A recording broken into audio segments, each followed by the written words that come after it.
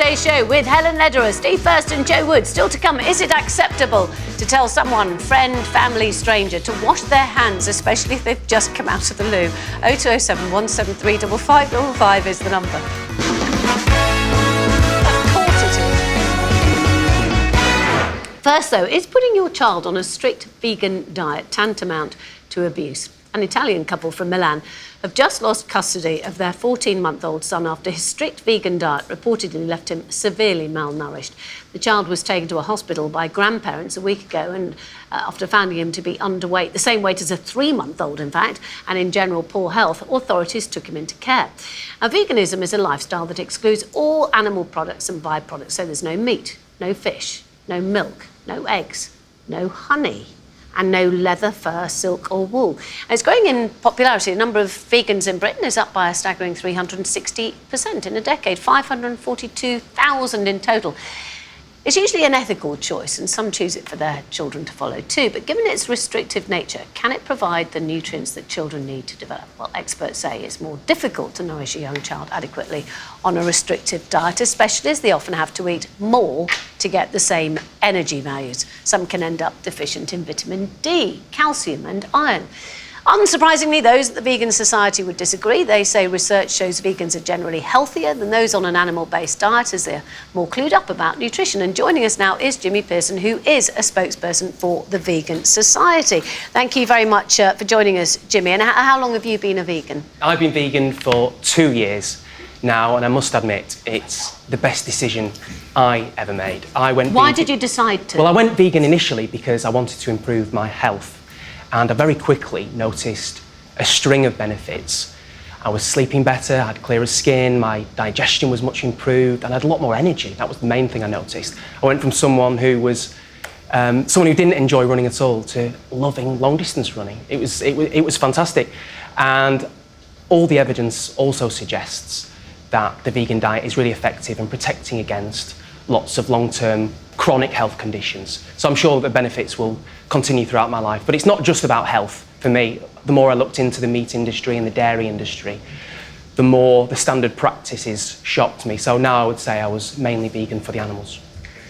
And I would like to know, I mean, it's all very well you being an adult doing this, but do you have children? Yeah. And are they vegan? Yes, I do. We do. How old are your children? My partner Laura and I had our first child, our daughter Sarah, only 3 months ago. So she's exclusively breastfeeding still, and I think we'll start weaning at about 6 months. Laura will continue to breastfeed. And then what you're going to put if the child doesn't have milk or even goat's milk? I mean, I think goat's milk is quite a good option. But what will, after she's finished breastfeeding, what will you give your child? Well, we will of course be raising a vegan on the basis that we think, based on our experience, how we feel and all the evidence and research in front of us, that it will give her the best possible start in life. As soon as she's old enough to start eating, she'll be eating all the fantastic wide variety of vegan foods that we eat. Straight to food? Laura will continue breastfeeding for as long as she can, up to 2 years, which I think is the World Health Organisation's recommendation, particularly for people on vegan diet. Do you think people are going to judge you for that stand? Well, they haven't done so far. I'd say not at all, actually. Well, you're on national TV now, so... Public perception is changing fast, and old stereotypes are fading slowly but surely. And most people nowadays, rather than asking me where I get my protein from, they're asking me for recipe ideas, which is fantastic. And throughout Laura, my partner, being pregnant and Sarah being born, we had unqualified support from the medical profession. Now, that's not the experience that all vegans get, but it was for us, whether it's GPs, midwives, health visitors. They were all completely behind us, and I think that's an indication that the tide's turning and that people are much more accepting of veganism. But there's a point I'd really like to make here, actually, and that's the media's portrayal of this case, which I think has been particularly misleading. You know, there are, on average, 5,000 cases of malnutrition in the UK alone every year. Yet the media has decided to highlight a single instance with a vegan family in Italy. Now, in terms of malnutrition, the problem in this case, and with every case, is a shortage of calories and nutrients. It's nothing inherently to do with the vegan diet, which contains everything you need for great health at every age and life stage, including childhood and infancy. And that's the position of the British Dietetic Association, who are widely regarded as the leading authority on matters like this in this country. I think you put your case obviously very well, as one would expect. I'm just interested that you've been a vegan for 2 years. So before that, come on, didn't you like a pint and crisps and a steak? Come on. Oh, admittedly, I was a big meat eater, and if someone told me I'd be vegan a number of years ago, I would not have believed them. I used to work in KFC. So, oh my gosh, even I don't do chicken in a drumstick, or whatever, in a basket, sorry. But what's interesting, so you've done this for 2 years, and that's wonderful, I totally applaud everything you've said. What would you do if your child says, right, Dad, I want a steak and I want it now? Well, of course, those kind of choices about her diet are entirely hers, and as they will be throughout her life and all different things. Laura and I, my partner, will support her however she chooses to live her life, and with whoever. She can't answer back, she gets the lentils. But we will, of course, try our best to ensure that those choices are informed choices, and we'll explain where food comes from, how the animals are treated, and importantly, the impact that has on animals and our health, but also the environment. Jimmy, we've got a lot of calls, haven't we, Storm? Absolutely. We've got Ange on line 4. Hello, good morning, Ange. Hello. Good morning. Would you like to address your question straight to Jimmy? Well, I mean, my question is that I stopped eating red meat and I became really, really ill, and I had to be hospitalised twice and have blood transfusions. I nearly died. I think what you're doing is really irresponsible, actually. I think what people need to understand, it's not really a question, but the body, our biology is animal biology. We can take in iron from animals better than iron from vegetables, and I do think it's a subtle form, in my opinion, of abuse, and I don't know whether you considered the facts properly, because you probably weren't brought up as a vegan from birth, were you? No, I was a meat eater all my life. I ate meat throughout, and speaking from my experience, I felt significantly better once I removed animal products from my diet. And to call it irresponsible, I would have to disagree with that. It's not a restrictive diet. It contains everything you need for great health, but I suppose the problems come from a lack of educational knowledge or information about it, but there are huge amounts of resources online. It's never been easier to be vegan than it is now. So I'm sorry that you had a negative experience, but that's not the general experience, and if you were willing to give it a try again, there's lots of support which perhaps there wasn't years ago. Jimmy, actually, I just want to come back to that point about bringing up a child as a vegan, and part of the problem seems to be about the calories, actually getting the calories large enough with a vegan diet. Well, that is something that's been raised, and it's a point. I can't dispute that.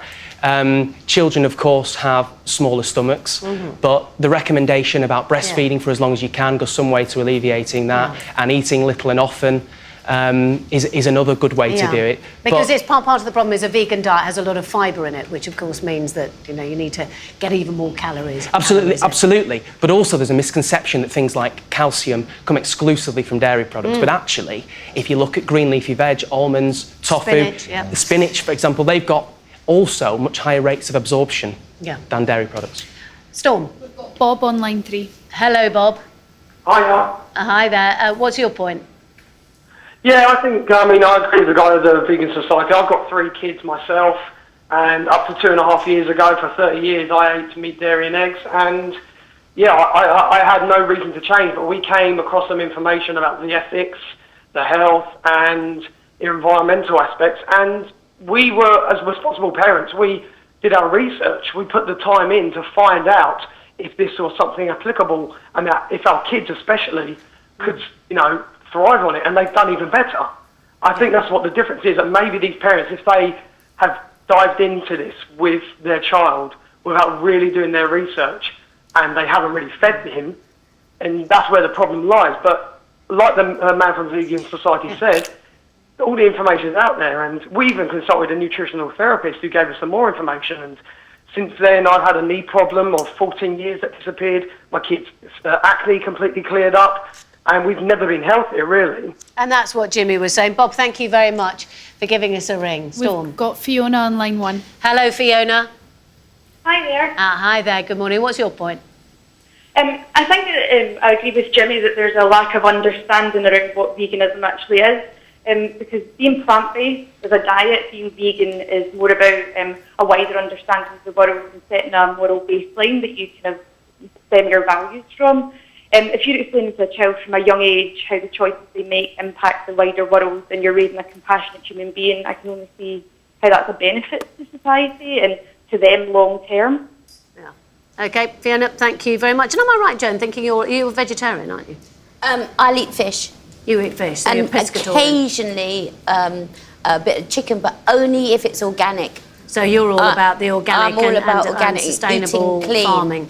Yeah. I say you also rarely see a very, very fat vegan. There tend to be the pictures of, I'd say, the vegans that I know tend to be very healthy-looking people. I want to be a vegan now. Just let me be a vegan if I can look like him, because he looks very lean. Yeah, lean and healthy. Yeah. Storm.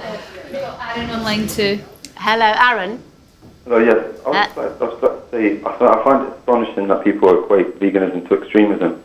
I would just like to ask people, what's more extreme, eating a plant-based diet, a plant-based vegan diet, and reducing and reversing your chances of getting heart disease, cancer, diabetes, or slaughtering 259 million animals daily on a global scale? Yeah. I suppose we come back to that point that Jimmy made a bit earlier about that there is malnutrition with people on what could call a normal diet. So it's more about on this particular instance, about the parents perhaps not knowing quite so much. Aaron, thank you very much. And I suppose that's what you'd say, Jimmy. It doesn't feel extreme to you. You just think it's just all about food. And Emma, you're a vegan, aren't you? Yeah, I'm vegan. I think it's the best decision I ever made. I've never felt healthier than when I started being vegan. I feel great. So and how long have you been a vegan? I've been a vegan for about a year and a half now. So and I feel absolutely great. And I stand by everything that Jimmy said. So yeah, it's great. It's not an extreme diet. Yeah, although perhaps a little more difficult when you're eating out with friends. Oh, actually, it's got easier and easier. Like, most restaurants now do offer a vegan option, and I don't find it difficult at all. I think it's fine. Okay, thank you very much, Emma, and thank you very much to Jimmy. And yeah, so really genuine. You had a new. Would you? Can you? I know I'm not being frivolous, but can you have vegan wine? You can. You can, yeah, absolutely. Well, yeah. So what? So grapes, that's fermenting's okay. And I think that's what happens with wine. Some of them are cleared, aren't they, with animal products? What was the problem? What was some the of them problem have with wine With previously? wine, sometimes they use egg to wash the Egg white. egg Yeah. white Egg white, okay. in the product. Right. But Anyway, Oh well, so there you go. I'm leaning. Having a think. Thank you very much, and thank you, Jimmy, and thank you to all of you for calling. Coming up after the